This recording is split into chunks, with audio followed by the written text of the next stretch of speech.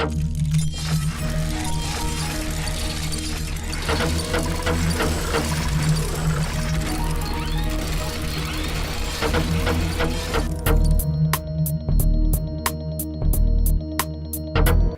to Slache's Tell a Vision. It is raising the bar, and today I'm joined by Salima Rights, Josie Slang, Joe Hasselberg. Stand up. You good, King?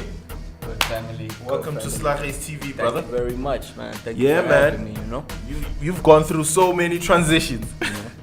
Sledgy Lee, you know what I mean? Yeah. And then after Sledgy Lee, it was Dice Mac. Dice Mac, Yeah. and now we are Salima Rights. Do you care to explain to the viewers the whole transition? Yeah, most definitely, man. You know, I'm gonna say this. It's like, as an artist, you know, you gotta keep on growing, and you can't be afraid to take yourself to that next level. You know what I mean? So with me, that's what it was all about. It's that pressure of trying to take myself to the next level. Yeah. You know what I mean? Niggas know me freestyling, battling, killing the streets on that situation. You know. Yeah. And I think that's what Sledgy Lee represented. True. Sledgy Lee put that flag in the ground to say, yo, here's this cat, you know, battles, the nigga freestyles, the nigga, he's a lyricist, he's an MC at heart, you know, going overseas, winning a world champion in freestyling. End of the week. You know what I mean? Winning the Shizness mixtape King, I remember 2014, you know what I mean? Winning a bunch of things, just proving that lyrically I can't be messed with, you know what I mean? True. So I established that, and I was like, I'm always gonna be known as the cat that freestyles, that battles, that, you know, you always expect me to come in and challenge somebody, proving my lyricism. But for me, I'm more than just that. I'm an artist. I love music, you know.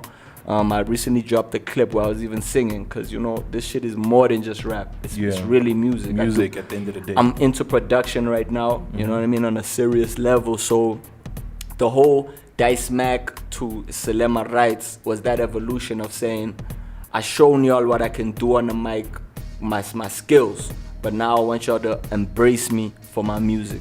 Right. You know what I mean? And haven't dropped anything yet, but Salima Rights, we're working on a lot of music. So yo, man, just keep your eye out, and yeah, we're gonna feed y'all. We're gonna feed y'all for real. Yeah, dope, because I followed you once you made the transition from Sledgy Lee to Dice Mac. Word up. And I remember the wardrobe had changed. You were Fifi, gangster rap. You know And the what I'm music saying? was lovely, because I remember you released an online series where you had a band. Word and that up. shit was dope, man. Thank you, fam. And as far as Salima Rights, I haven't, maybe I guess because you, like you saying, you're about to drop something, I guess that's when we will be exposed to now the Salima Rights and what you are coming up with. Now, as far as battling goes, are you still active in the scene, or are you more like, yo, now it's Salima Rights? Right now, strictly focused on making music, family, you know. But in terms of the culture, in terms of hip-hop culture in this country, I'm all aboard. I'm always supporting, you know what I mean? I'm part of the Hip Hop 411 judging panel, where they do Hip Hop 411 battles there, with Chris and Loazi and a bunch of other cats, and I'm supporting in that shit.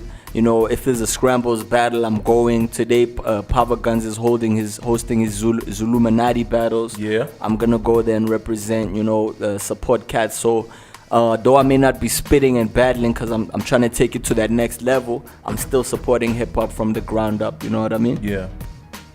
And let's talk about Ben Sharper, man. I know you worked with Sharper on a couple of tracks and stuff, you know, and the loss of such a huge, not even the music, persona-wise, man, you know, and it looks like hip-hop is losing legends left, right, and center, dog. And for you as somebody who had worked with Sharper, man, like, what were some of the experiences? Because I worked with him, but we booked him for a Slache's. I think it was a 4th anniversary. He came through, tore it apart. Yeah. But I never really knew him on a personal level, you know? Yeah. And I think you knew him on a personal level. Care to share? Like, you know, it must have been 2008 when I first met Sharper. And that was Sprite MC Challenge battles. Yeah. Snaz was there. Snaz was there. We had fucking homie with the scar, Adamus. Adamus was up in there. There was a couple of cats. I think Projector was up in there too, you know? And yeah, man, I battled Sharper. After the battle, nigga was mad humble. You know, a lot of cats especially back then, because back then battles was real shit. It wasn't for some staged shit. It was like when we were still freestyling off the head, like angry, trying to take heads off. You know what I mean? But still, dude came after. You know, we spoke afterwards. Nigga was mad humble, like, dog. Though I won the battle, yo, you were ill on all of that. You know what I mean? And crazy enough, years later, like 2014, 2015, he's like, yo, Sledge, I want you to feature on my project. You know what I mean? So I was like, most def. And that's when we really started hanging out together. You know what I mean? Hanging out with him, recording, performing with him. Even Mischief was in the mix at the time. Yo, man, Shapa, like one thing I found out about Shapa, man, is like a good human being. You know what I mean? A lot of people be wondering, like, how come this nigga didn't make it huge, make it big? This cat was not an opportunist. The cat was not, and he was a purist when it came to hip hop. You know what I mean? And when I say that, it's like, this cat had the ability to do anything. The nigga could have gone pop if he wanted to. You know what I'm saying? Because he had the ability, the skills, versatility. But he was a purist. He was keeping it real. These are one of the founding fathers, you know, from Groundworks to all these things that this cat was pushing, man.